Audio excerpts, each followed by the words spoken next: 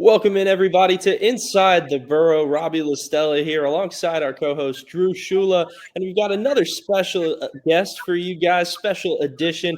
FAU defensive coordinator Brett Dewhurst hopping on with us. Thank you so much for taking some time. Brett, how's it going? What's going on? I appreciate you guys having me. Yeah, everything's going on, as you guys can tell at this time of the year, with change and putting a roster together and meeting the kids and getting OTAs together and spring ball around the corner. So a million miles per hour like always, but it's been fun. Yeah, it's that time of the year. I wanna ask though. I noticed the first thing I noticed is the Twitter bio. Right when they hired you, it says football coach and father of three, something along those lines. And the last post was a picture of the kids watching the game. And so, from that side of things, from the family side of things, what's that journey been like? A couple different stops over the past couple of years.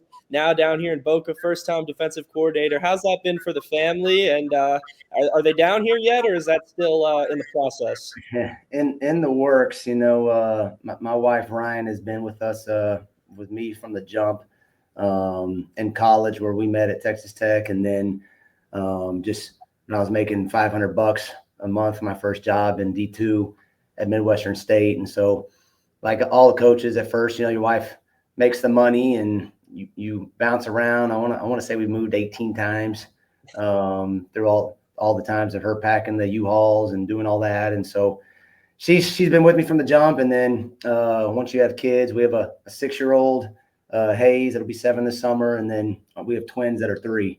And so when you bounce around jobs and you've been looking for a job and out of a job, you realize family's most first important. And part of the reason why I'm here with Coach Kitley is I know the kind of man he is and the family man, and how important that is for him. And so, it's the amount of hours this job takes, being away from your family and getting them involved, and find a way for them to be around the kids. And so the kids can see you as a husband and father, I think is important and vital. And especially because recruiting in the game just doesn't stop now. It's 24/7, 365. And so when you get those guys around it, that you're a lot better doing your job whenever wife and everybody else is happy at home. So we're getting there. We're getting stuff moved in February 1st and trying to get everything rolling from Myrtle Beach, where I was at last time, and stuff in storage in Mississippi. And so all over the place, just trying to get it all in one spot.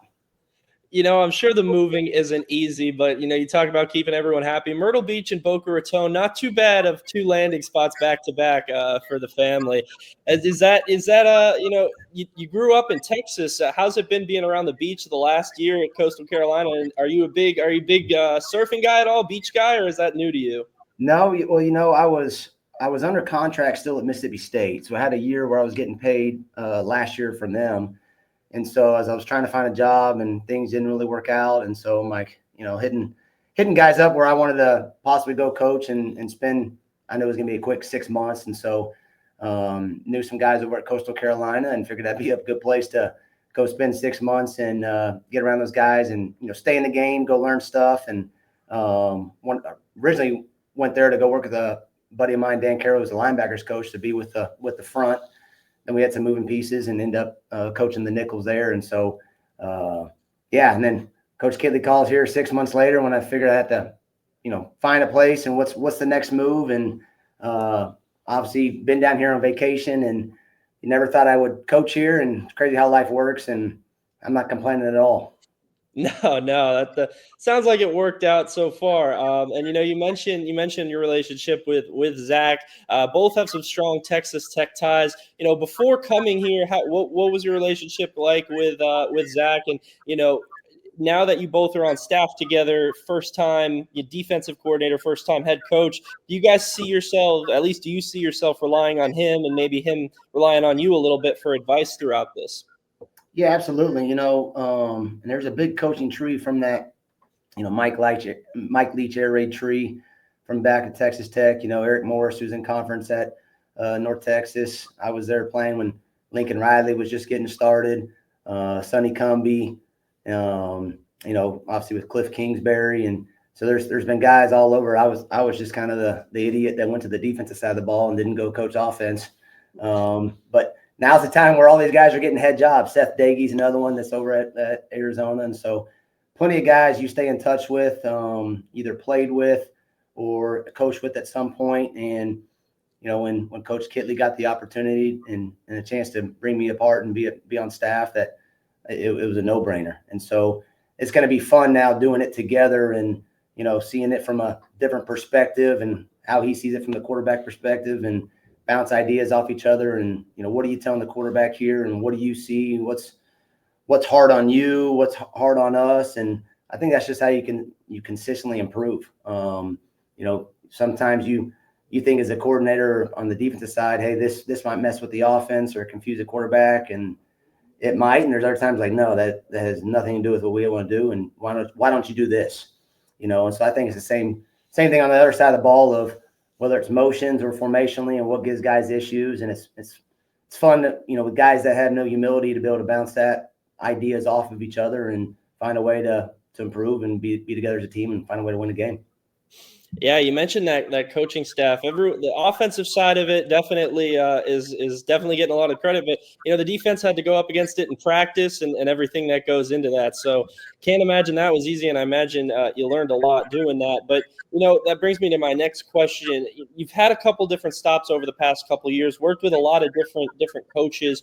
I'm sure you pulled different things out of each stop. But, which stop would you say you really grasped the most and took the most out of? Yeah, it's a good question. And you always kind of wondered, the last few years if, I'm getting the keys tossed to me, what are you going to go run schematically? What do you believe in? And, it's like anything else. You take bits and pieces of something you like from a leadership standpoint from a coach, or schematically I like this, or scheduling I like this. Hey, this guy's really good relating to the kids in this way, and you just make it your own. At Mississippi State, it was fun for me because that was a 3-3-5 defense and something I had never been a part of. And there's things you kind of grow up in the coaching world of what you believe in or what's sound, and then there's other ways where you're like, well, this totally goes against everything, and you learn there's a lot of different ways to do things. And at the end of the day, there it was good to understand, it's all about players. And I really learned just what effort looks like on tape from a consistent basis and what they preach there with Coach Arnett over at Mississippi State. But, Oregon's just going to Coastal for this last 6 months with Coach Nybar. I learned just how he's been with 3 or 4 different coordinators and then had grasped things and how you organize calls and, try to make it as complex as you can, but as simple as you can. And so I think that was huge for me. And it's just a constant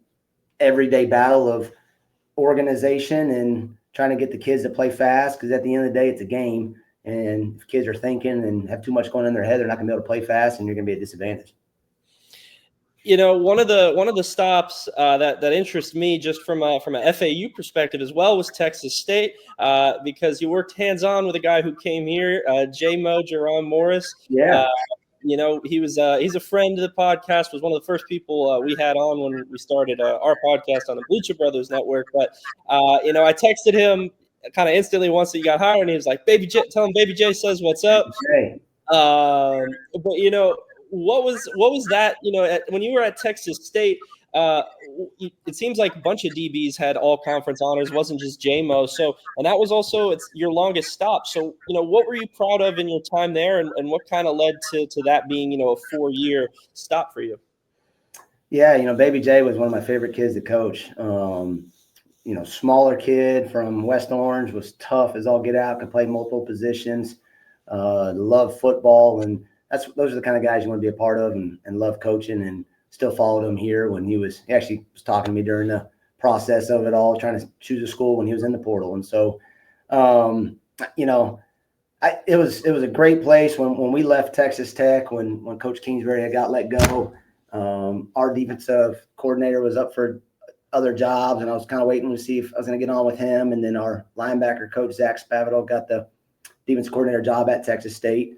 And so I ended up going there with him, and once again, knew some guys. And it was during that whole COVID transition, and had kind of some opportunities to leave, but stayed there. And my wife was at the time pregnant with the twins. That's where we had our twins in San Marcos. And so, you're at a beautiful place to live. You're at a place where you're trying to change the culture, kind of like how it is here. And you're surrounded with good people. And so I've always been one of those guys with just be where your feet are at, and things happen when team has success and you have good years and you move on. But at the end of the day, you got to make decisions on what's best for you and your family. And same thing going with the players now in the transfer portal. There's guys that have good years, and some things you can't say no to, and other times you got to stay put and be where your feet are at. 100%. Texas State seems like it's growing both as a university and San Marcos as a whole. So that seems like not a bad spot. You seem to pick them. You seem to pick them pretty well. But going back to Mississippi State a little bit, you got to work with the first-year head coach and Zach Arnett there as well. What did you kind of pick up from him with it being his first time as a head coach? And is there anything you can kind of impart on yourself being a first-time defensive coordinator, play caller, and anything for Coach Kitley as a first-time head coach?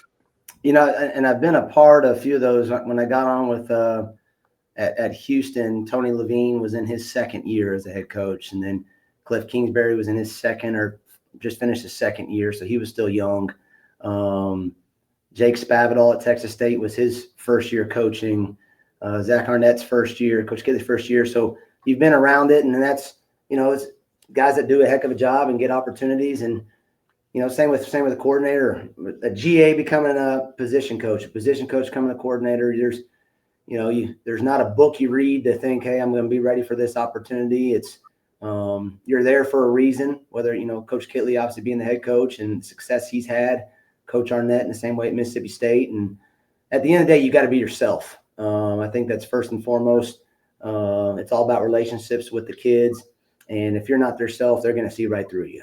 So I think that's first and foremost, and just being you. And then it's failing forward. You're going to make mistakes every single day, whether it's from a schedule standpoint, leadership standpoint, and you grow and learn from failure. And that's all what we do as coaches, from starting in Pee Wee football all the way up to the NFL, and guys make mistakes and you learn from it and you try to not make the same mistake again and keep growing. So I'm excited. I know it'll be fun to see Coach Kitley after being away from a few years, watch him lead the team and take ownership of everybody, and how he is in staff meetings to be in front of the team, presenting himself. And I'm sure these guys are the same way as me as they're figuring out what I'm like as a person, as a position coach, as a leader. And at the end of the day, great organizations aren't just led from the top down, but from inside out. And so that all starts with recruiting and getting the right people in the building. You mentioned learning a little bit about yourself. Obviously, it's known first-time play caller. So what does from where you're at right now, at least, what does a Brett Dewhurst defense look like? We've seen a little bit of the bend don't break approach here at FAU in the past couple of years. But we also heard from Coach Kitley he's looking for an attack first kind of mindset. So where are you at, and what are FAU fans looking forward to on the defensive side of the ball? Sure, and it's an interesting conference because you have all types of offenses. Obviously what Coach Kitley's going to bring and throwing the ball around all over the place, but still he's changed so much with quarterback run game and everything else that can put conflict on you, to teams that are 12 personnel, and then you got Navy and Army and now Rice option teams. And so you got the whole gamut. So you have to kind of, have a full menu of defense and then pull from it and what you want to end up, kind of presenting each week. But at the same time, you got to have a base. When all fails, what are you going back to? We're having trouble stopping the run. What's our base to go back to? Settle everybody down. And so, I think at the same time, you got to realize what you are doing on offense. Obviously we're going to be an aggressive team that likes to go forward on fourth down and attack. And so you're going to have to call the game a little bit different. Because, those offensive guys don't like to sit there and watch defenses bleed to death. They want the ball back. And so there's times where you can be aggressive and go take chances. And I think at the end of the day, you figure out, okay, what are we currently schematically best suited for, whether it's, 4 down or 3 down. And, everyone has every coverage nowadays, and people ask what you run, you got everything. And I think the biggest thing is making the quarterback think post snap. If you give them easy pictures, or a light box, and they know exactly where to go with the ball, because football is year round now. Not only do you have 15 spring practices and fall camp, but you have most of the time you got an extra 16 OTAs in there, 8 in the winter and 8 in the summer. And so meetings are going on now, with guys and installing. I hear them down the hall. They're on day 4 install and all that. And so it's year round, and guys that have, you look at all the successful teams, and it's usually guys that have veteran quarterbacks. And so you've got to make that guy and coordinator think when the ball is snapped. And so how do you do that? You obviously try to make everything look the same, make the same different the same. And what I mean by that is, whether you're a 2 high shell, a 3 high shell, a 1 high shell, and have different complements off of it. And then make it easy for the kids doing a lot of the same techniques over and over, but then at the same time doing different things out of the same shell. And so I think that's where we're going to start, and just got to crawl before you can walk. And I think as we get going here next month in February, once guys get off the road, just kind of starting from scratch, and really with everybody that we've kind of hired, it kind of has different backgrounds and things that you liked and didn't like, and kind of building this thing all together. And that's going to be the fun part. Awesome. Yeah. Awesome answer. I was going to ask if you kind of figured out maybe how many down linemen you like to play, or you think that's always going to change, or is that just going to be a week by week thing as of right now? Yeah, it can be a week by week. I think, last year they were at 4 down. So that's probably what we fit better personnel wise right now. But if you just sit in 4 down all day, they're going to scheme you up. And these guys are smart. And if you're a sitting duck, they know exactly where you're going to be, and you're going to get all the beaters. And that's what everyone does now is, what are you? And if you're just 3 or 4 things, you're going to get every beater known to man. So you gotta be the aggressor too, and that's one thing I've learned at Mississippi State was all the gymnastics and the stunting and everything that we did. O-lines and all them got a little hesitant, and you become the aggressor.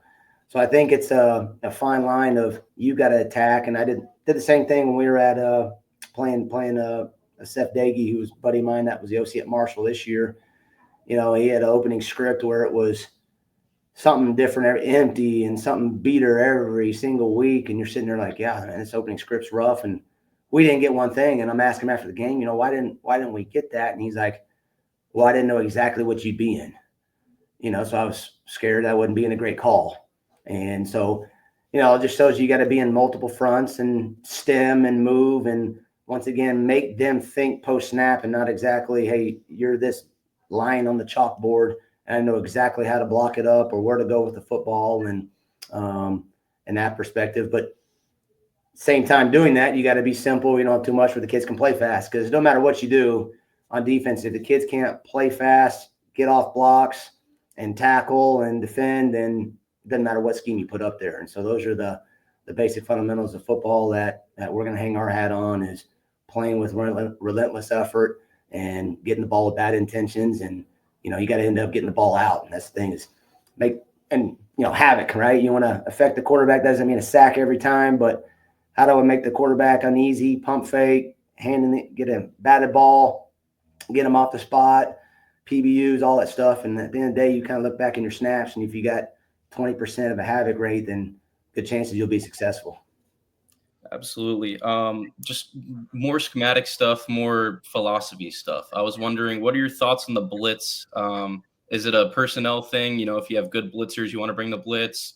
Is it you like to blitz a lot? You like to be calculated with the blitz? What is your philosophy on that? Well, I think, you got a lot of simulated pressures.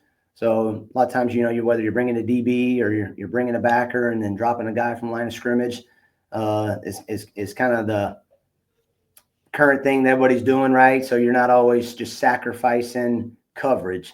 If you got guys that can cover, then you can bring more heat and more pressure. Same time, that's when you get a lot of screens and everything else. So you can't just be predictable when it comes to that. But so you can have simulated pressure, bring 5 and play man, bring 5 and play fire zone, and then play a little trap covers too. You can't just leave the corners out there in today's game, and all you're playing, whether you play quarters, you play 1, you play 3, at the end of the day, they're playing man-to-man on all those snaps anyway. So you got to be able to protect them and play some cover 2 and trap. And you got to share the stress. I think that's one of the bigger things. And obviously, me being a back-end guy, I understand you're not just going to put your DBs in zero coverage all day long and not be able to bring pressure. So the front and the back end have to be able to work together. But at the same time, there's times where you got to nut up and go play man to man and get pressure on the quarterback, because once again, what is he? See a guy that panics when stuff's in his face, and then make him earn throws and not just give him free layups, and especially free access throws, right? And early downs, and guys are you see it all day. If there's a soft corner and they just hitch up, throw it 7-8 yard gain and just goes all the way down the field, it drives you crazy. So you got to make them earn it on every snap. And hey, man, that's a good call into this defense, or they got us here on this one, whatever. That's on me, and make them earn it every snap, and no free layups. Absolutely, yeah. And then one more philosophy thing. It seems like just in today's college football game, everyone's a scrambling quarterback. All the best teams have runners. What is your philosophy in that regard? Is it once again, is that situational, or what is your plan to stop the average scrambling quarterback? Yeah, and that's, you go drop into coverage, you got to make sure your pass rush lanes are good, because nothing's more, third and long, and you go play coverage, and all of a sudden quarterback scrambles up the middle for 17 yards, and it'll drive you nuts. At the same time, you can't just sit there and spy every snap and rush 2 and rush 3, and the quarterback can just pat the ball off. So, it's a fine line as you look at it throughout the week of, where does he like to scramble? Is it up the middle, or is it outside?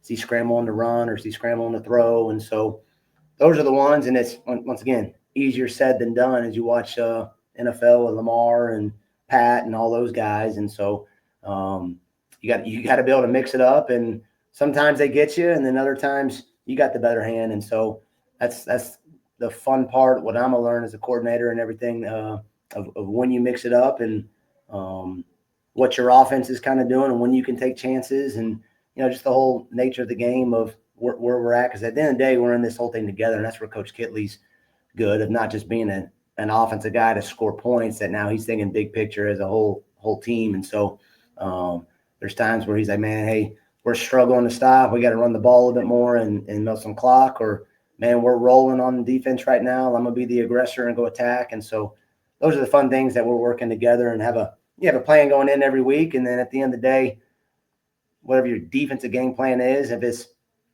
working, you're along with. If it's not, what are your answers? And I think that's the biggest thing you got to figure out, or what are your answers when this is going wrong? What are your answers if you're struggling to stop 12 personnel and they're running the ball? This receiver is really good, and we can't stop them. What are our answers for that? And so that's going to be the fun part as you go in and build it. And that's why you end up having guys that are on your staff that have been around the game for a little bit, that aren't just yes men, that have ideas and put it all together. So it's going to, not just my defense, it's going to be all of us in the room, and we're in there as a unit and together, and we got some really good coaches in there. For sure. And then getting into player-wise, the transfer portal has been a little bit quieter now, but it was definitely going just about a few weeks ago, about a month ago. You've specifically been with defensive backs for a long time.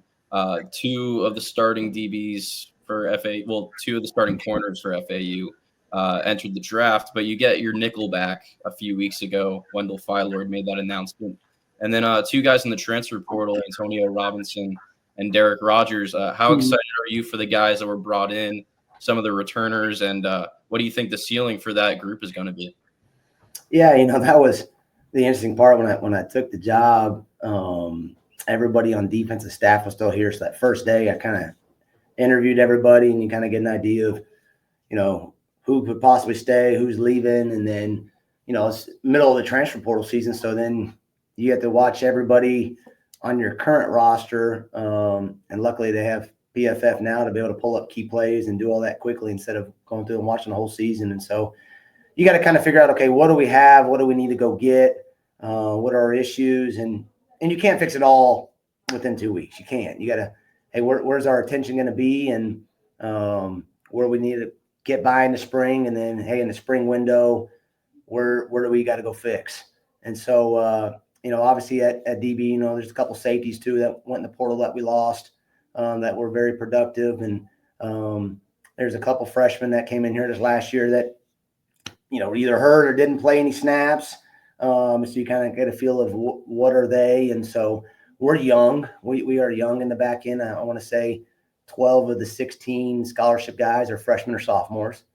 And so, it's in-game experience is a hard thing to replicate, and I think that'll be something that we end up in the spring window in a couple areas of need of getting some guys in here with some experience, because it's hard to replicate it, because at the end of the day, it's processing and making decision quickly, and guys that you got to react to everything, right? You got, hey, what's the situation? What's the splits? What's the score? If this guy does this, then where do you transition your eyes? And young guys learn, but they, once again, learn from usually failure. And so you want to be able to mix that in and get some older guys in there to kind of put the piece of the puzzle together. And that's what was good to get Wendell back.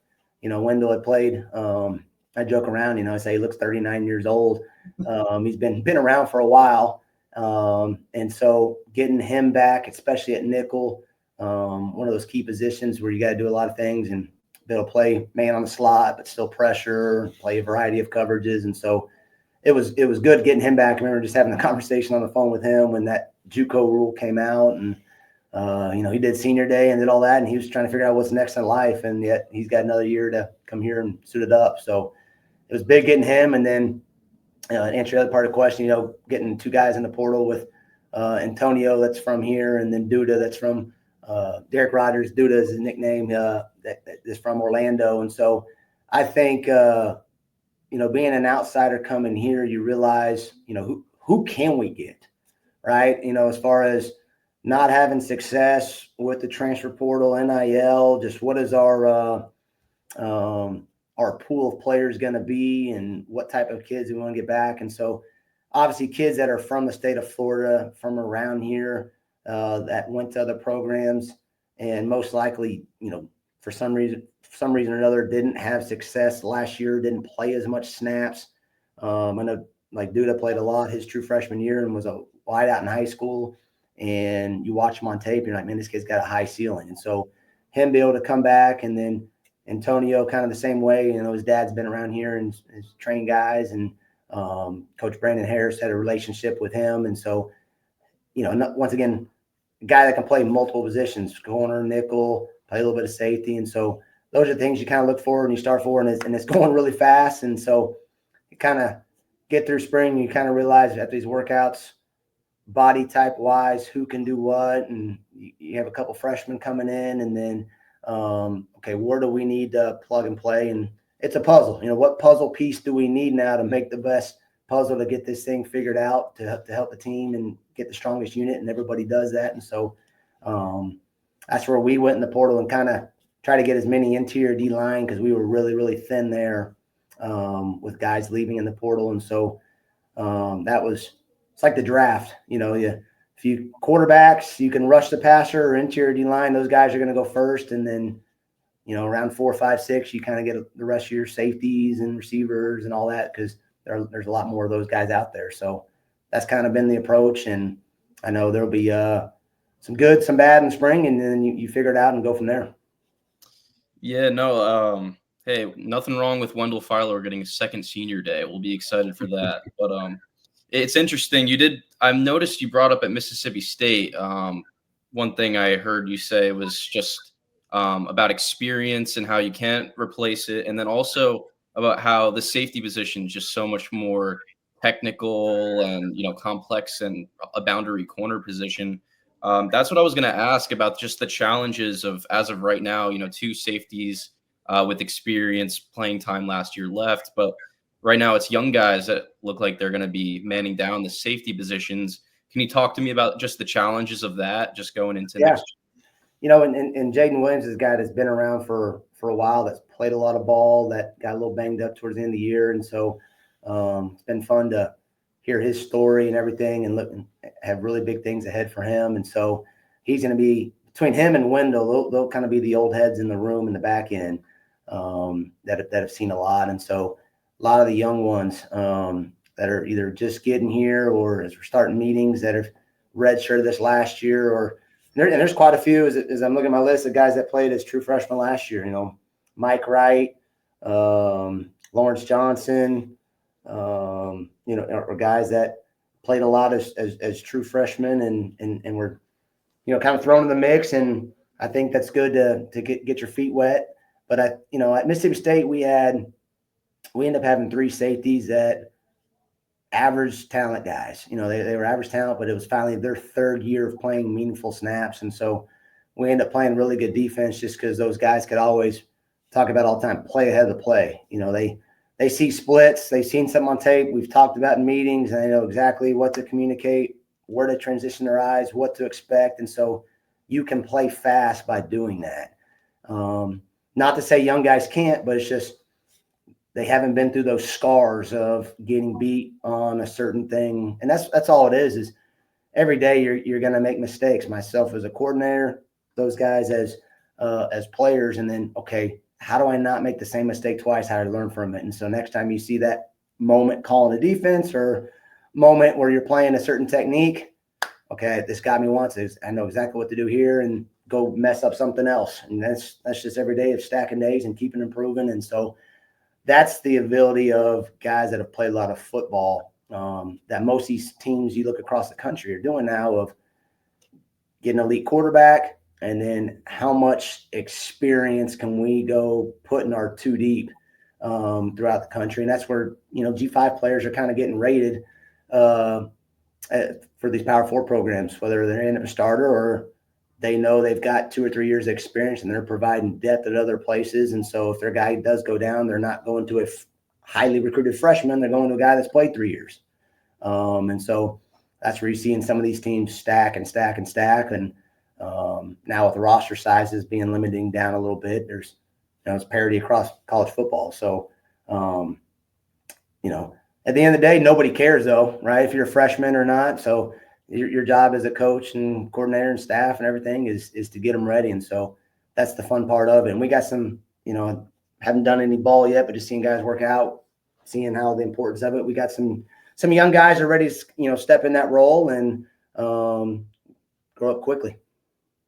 Yeah, and then last player question for me. You mentioned the interior defensive line, one guy that came over from Coastal Carolina, Naquan Barber. I don't remember if it was before or after you got here, but what was your relationship with him like there? And then what did it take to get him here? And what was that kind of whole sequence like for you? Yeah, with Najon, it was kind of the same thing we talked about. We had just a few interior D linemen on scholarship. And at the end of the day, anybody follows football, is if you're struggling up front, then it's going to be hard.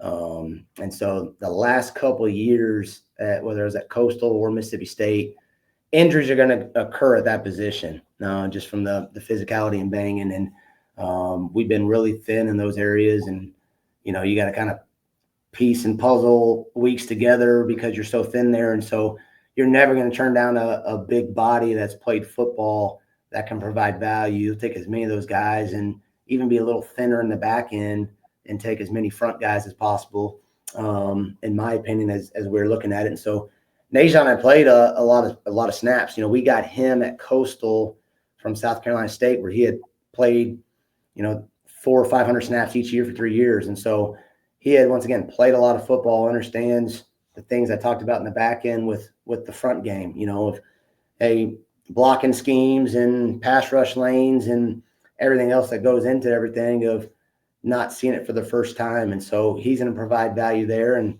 same thing that we did with CJ Doggett, that's from Ohio, and he was another one that's played a lot of football. Lee Sledge is a guy here that hasn't played a lot of football and snaps wise, but practiced at Auburn and Illinois, that Coach Rock knew, and Coach Santana and Swans that have been around him. And so I think at the end of the day, as you're doing this speed dating portal thing, is, know exactly what you're going to get in the player is better than, not having any idea. And so I think as you piece it all together, do they have to be the best player in the world? No, but what's their strength? Okay, hey, they're not very good at this. Here's their weakness. Let's try not to put them in those situations. But what are their strengths, and allow players to play to their strengths, and get many of those big bodies as you can in there. And then like you said, figure it out. Are we 3 down, 4 down, and certain third down packages and all that? So experience of guys playing football, you're never going to be able to turn down. Yeah, and then very last question for me, I like to ask like a little fun one. being out in Delray Beach, Boca Raton? Do you have a spot you like? Maybe a good restaurant or something? Well, Flanagan's was we stayed right across the street over at was it the Wyndham over there in Deerfield, and so we're there for solid 2 or 3 weeks, and so we probably made the Flanagan's about every night. You know, they had a couple great specials and all that, and so was it St. Pat's is another little one that's kind of a little hole in the wall. It's never crowded. It's easy to walk into, and so that's probably one of the most fun parts is when your family's not here yet and you're figuring out some of the local spots and specials and everything else, and you're on the phone and you're with your guys, and so that's what's been fun with us. You know, there's been 10 of us on staff here in one Airbnb where we got air mattresses lined up all over the place, and but that's the fun part, man. It's the continuity and guys or guys you're getting to know, and at the end of the day, we got to be a team and be in this thing together. So that's what's been fun. I'm glad to hear the frat house is here. We had the same situation for basketball. That ended up working out pretty well, in my opinion. So we'll regroup with you after the off season's over and see if there's any new interesting stories for us. But you know, I want to ask before we let you go here. The defensive coaching staff. It seemed like some openings happened pretty recently after you were on staff between Rock and Harris leaving, but also safeties has been open. I first want to ask: are you planning to double dip how Coach Kitley is with the safety position, and then are you planning on hiring any more staff members to that staff as well? Yeah, you know, I was talking to Harris and our chief staff to make sure I can comment on this, but Brandon Lacey is going to end up being our edge coach to replace Coach Rock, guy that me and Coach Swans have been with at Southeastern Louisiana. And he had been at Western Michigan this past year and was at Southern Miss and Richmond. And so he's a guy that we know and trust, kind of like, you know, building a staff just like the portal. You know, it's you figure out kind of what your salary pool is and what everyone's situation is, and you're always going to surround yourself with guys that you know exactly what you're getting from, and then find the other pieces to the puzzle. And then Antonio Finellis is going to end up coming here coaching the secondary. That's from Boca. Played at Wisconsin with Coach Bielema, and then was an analyst his last year at Virginia with the secondary, but was Coach Bielema's corners coach at Illinois. It's the guy that knows the state really well to replace Brandon Harris, and so. Those are obviously two guys that I kept on staff that got to know and know Coach Rock for a little while, and then they had great opportunities and for their families and stuff they couldn't say no to. And I'll be with the safeties, but we're also having another guy that'll be hired here right about the start of February. That's you guys will probably have a familiar face, and so I can't comment on that one publicly or anything yet, but. We'll end up having, you know, about 10 total guys on defense, and that's what it's becoming now with the limited coaches that everyone's has an assistant, whether it's a GA or an analyst or, you know, you're naming them an outside backer coach or a nickel coach. And so the limited staff kind of gives you the flexibility to do that with whatever's in your budget. And so we'll have a good combination of guys from the state that know the area and recruiting, guys that have been at FAU and some of the successful days with Coach Kiffin and all that, and then guys that I've been with and that trust that coach the position at a high level and have continuity and everything with, and once again putting the puzzle together. So that's going to be fun. Brett, last one for me before I let you get back to taking over the transfer portal and the coaching staff.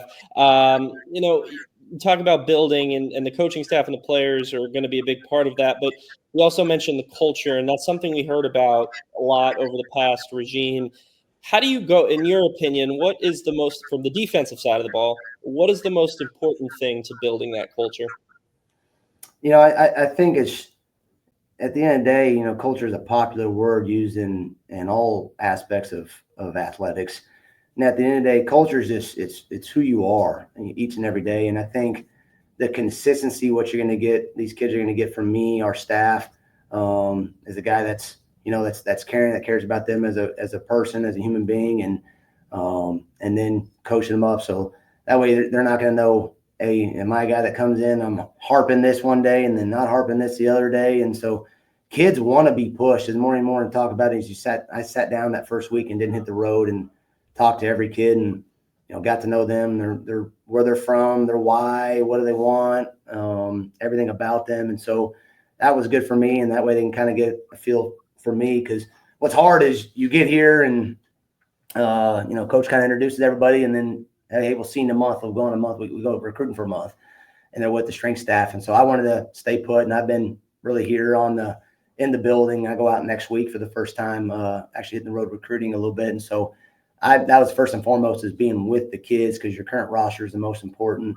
But at the end of the day, I think culture is just who you are every day, and how you act and how you interact and how you react when you get adversity. And so I think that's first and foremost. And like I said, from the very beginning of this, players will see right through you if you're not authentic in who you are. And so that's who I'm going to be. That's who our staff's going to be. That's who Coach Kitley is, as I know as a person. What I think these kids will get is just transparency. Brett, thank you so much for taking some time to hop on with us. Enjoy the recruiting trail. I know you'll come back with some great talent here to Boca, and enjoy the frat house as long as you can as well. Appreciate it. I got to grow up here. My family's coming in, so I got to grow up here pretty soon. Appreciate it, guys. Thank you. Have a good one. That was Florida Atlantic defensive coordinator Brett Dewhurst. Thank you once again for hopping on with us, Drew. I think that was a very fun interview. We learned a lot from that. We were on for overtime, so double thank you for taking 10 extra minutes with us here. I'm excited. Defensive coordinators are always the football guys. I think him and Rock have that good personalities to them as well. So I think that they both FAU's got back to back, in my opinion, good defensive coordinators. Now we'll get to see what that defense looks like a little bit more once the season starts. But Drew, any takeaways from that interview for you? Yeah, no, definitely a few. He covered a lot more than I actually expected. One thing, if you're listening to this is probably airing out probably around 7 p.m. Well, we got some new hires that we've now learned of: Anthony Finellis and Jordan Lacey, Brandon Lacey. My apologies. So yeah, you'll probably see that on FAU Owl's Nest before you're seeing this. Second of all, just a lot of good stuff. We came in, this is his first time as a defensive play caller for a program, so there wasn't a lot known. I'm hoping that, if you're an FAU fan or you're looking to see what the FAU Owls might look like next year, you have a pretty good idea on offense, and you have a better idea on defense. So it's going to be really exciting. He talked a little bit about his philosophy. He didn't strictly say, we're only going to be 3-3-5. We're only going to play 3-2-6, you name it, 4-3. He said, it's going to be whatever the defense is good at, but it's going to be multiple. I think that's one thing we learned. It won't just be one thing, because my biggest takeaway, and I think all good defensive minds think this way, you can't just stay in one thing, because that's when you get picked on, because offensive guys are just too smart and they train for that. But a lot of good stuff, and he touched on the players a lot, which I thought was really cool. Yeah, definitely took away a lot from this. Yeah, I'm excited. And I'm also, it was cool to hear the Baby J backstory. Jerron Morris, friend of the podcast, friend of FAU. So that's cool. That's a connection for fans to hopefully grasp on and see. I thought J-Mo was really one of our more productive defensive players the year he was here. So, that's kind of concrete evidence, something people can grasp on a little bit, in my opinion. So stay tuned for more, folks. We'll have hopefully some players over the next couple of weeks here to get to know them a little bit more, as well as some more coaches here down the line. But Drew, kind of switching over a little bit. We've been off this week in basketball, the built-in bye week from the AAC. Last was a crazy win against Rice at home. Come back down from 16. It was good for them to finally shut the door.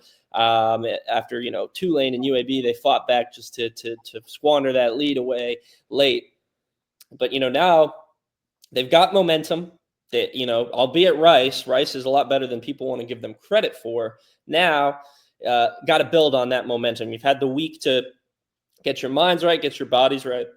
Excuse me, but hopefully that doesn't mean you sacrifice that momentum you built in that game, because the FAU's now won the rebound battle in 3 straight games. They've assisted on over 50% of their shots in 3 straight games. The only thing that was lacking was 3-point defense, but they held UAB to under 40%. They held Tulane to under 30%.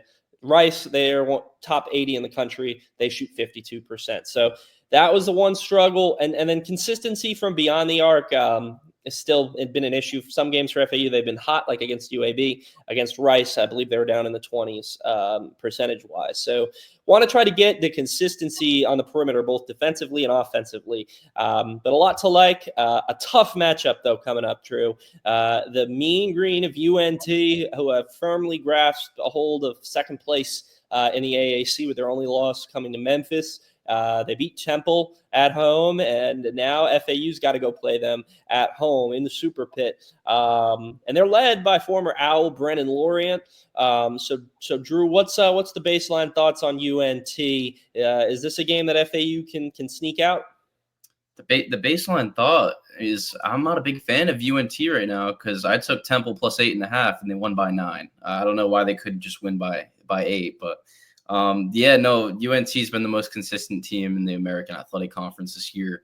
Just talking game to game, I mean, they're a good basketball team. They have not lost a lot of games this year. They have not let a lot of games get away from them this year. They are pretty much in it against everybody. They're physical, they're fast, they're good athletes, they're good shooters. It's the best one we've seen, better than last year, better than the year before that. So it's going to be a struggle, and you got to play on the road. And even when our teams were better the last few years, we've struggled against UNT just because, they got a good program over there. Talked about Brennan Lorient. It's apparent, he's breaking out this year. It was very apparent last year. He struggled to crack the lineup, but no fault of his own. There was only about 8 players that could have played at any team in the country that year. So it was just really tough for him to crack the rotation last year and schematically, but UNT is doing a great job using him. He's an outstanding athlete. He was a big recruit out of high school for FAU. That athleticism has been on full display this year. I saw a clip from last game. He had a massive block and play for them in the Temple game. So, and he could shoot if needed. We saw him make a few threes for the FAU Owls last year. It's going to be a really tough game, but no game's unwinnable in this conference. Yeah, that's where I'm at too. I'm going to get into more of this here soon. You'll probably see this before, but I'm going to have Miles from the UNT Eagle on the Stellar Report over on the Bleacher Brothers Sports Network to talk more about UNT. So not going to get into that team too much, but they've rebuilt their roster through the transfer portal. Same way that FAU had to do it this year. They lost their top guard, Reuben Jones, to Michigan, Jason Edwards off to Vanderbilt, and that was their 2 top scorers.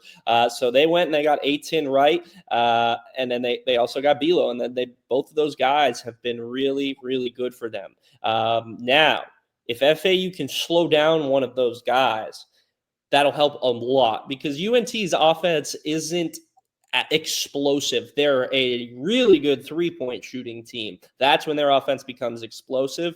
So this is going to be a make or break game for FAU, right? They want to contend. They want to ascend to as close to the top of the AAC they can get before the tournament. Right now, the 3-point defense is 360th in the country. That's out of 364 teams. It's not very good. I don't have the exact percentage on me right now, but I remember it's 360th. And so that is going to have to change this game. If you allow UNT to hit their triples, get open looks, their defense will slow you down and you will not be able to keep up. That is just how the reality of it is. If UNT is able to establish their offense, their defense will come with it. And it's the same thing. If they establish their defense, their offense will come. They're a very well-coached team that knows how to play complementary basketball. But FAU cannot let that get to them. They have to be able to execute their offense. Can't let UNT slow them down. Another positive for this FAU team is their non-steal turnover percentage on offense is very low. So they're not letting busted possessions kind of happen. They're not having shot clock violations. They're not getting nothing. And so That's going to be key. FAU still got to be able to execute their fast-paced offense, hit their open looks from beyond the arc, get theirs, and limit UNT's. If they can do that, this game is not out of the cards. FAU, although, at times it doesn't seem, as Penny Hardaway said, this team doesn't have a go-to scorer. It's different guys at different times. We've seen Kiki Tandy at the past 2 games at home really shoot well from beyond the arc. Trey Carroll has scored double figures now in 9 out of 10 straight games. Baba Miller, although he's didn't have the best game against Rice, put the ball in his hands late, attack the basket, draw the foul. And Caleb Glenn had the 2 threes back-to-back against Tulane to take the lead. So it's different guys at different times. Get one of those guys going, get multiple of those guys going. And I feel that FAU has explosiveness to win this game, but you got to slow down A10 Wright and especially Belo. Belo's a guy who comes off the bench for them and gives them a ton of energy. They started that game against Temple down, and then Belo comes off the bench, and all of a sudden they take control, and that's it. Can't let that happen. Although I'd love to see a good game from Belo, not against the Owls. I'm confident that they'll find a way to slow him down, but he's been playing really well. We'll see if he can. I've seen the UNT fans in the comments of posts talking about this could be a big game for him, and they're right. He could definitely a get back game for him. Although it's not really that kind of thing. I mean, Jacobs did mention in the presser this week that he wanted him back. Things didn't work out. Belo went on visits, came back. The FAU was already along the road with guys, potentially Baba Miller, potentially Caleb Glenn.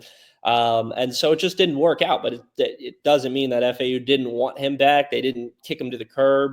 But that's basketball nowadays. And we just saw Colby Rogers play Memphis, for example. I don't think played Wichita State. I don't think Colby Rogers had any get back game mentality while trying to get back at Wichita State. I mean, he's happy at Memphis, and I think Belo is happy at UNT, same way G, I think, is happy at Charlotte. So I think a lot of these moves worked out. I don't think it's that type of thing. But going back to the game, FAU's got to slow them down if they can, and they hit their triples. Game's not out of the cards. Been rebounding a lot better lately. They've won their rebound battle in all of the past 3 games. Keep it up. They'll be in a good position. Drew, any final thoughts on FAU basketball? Coach Dewhurst, what do you got? Yeah, final thoughts. You talked about the not the Memphis guys, the UNT guys that transferred away. You got to mention Bugs, John Bugs. That's big. He follows us, but shout out the guy. Yeah, but it's gonna be a tough game. No, like I said, no game's unwinnable. I don't consider it a get-back game for Brennan Lorian. I don't think anyone should. I mean, it's all love from the FAU fan side. I see on FAU tailgate on Instagram, they're saying, how the hell did we let Belo get away? FAU fans still love him. So, Brennan, but don't make this your get-back game. Trust me, man. 6 points. How about that? Well, we should be on it right now. But,